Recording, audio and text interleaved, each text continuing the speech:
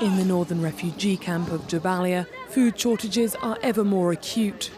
We go from one famine to another. Before we didn't have any flour, and now this famine is even worse than the last one.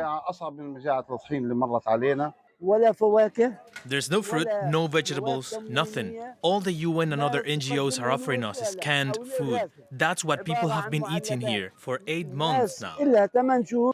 At the start of the war, aid entered the strip through the southern crossing of Rafah.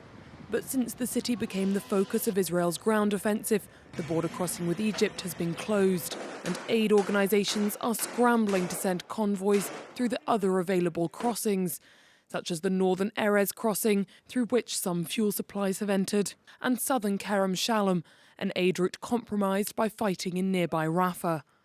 Amid outcry from NGOs, Israel announced on Sunday a plan to implement daily technical pauses along one arterial road in the Rafah region so that convoys could travel from Kerem Shalom to Khan Yunis.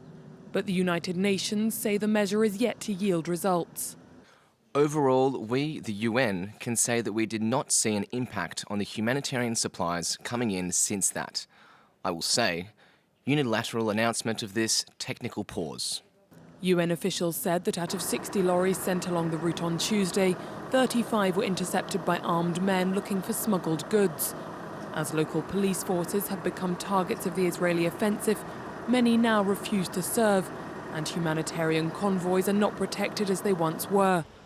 Meanwhile, the American humanitarian PEER project has been damaged by bad weather and has failed to make up for the shortfall. This as 1.5 million Gazans have been displaced by the war, 3/4 of whom live in food insecurity.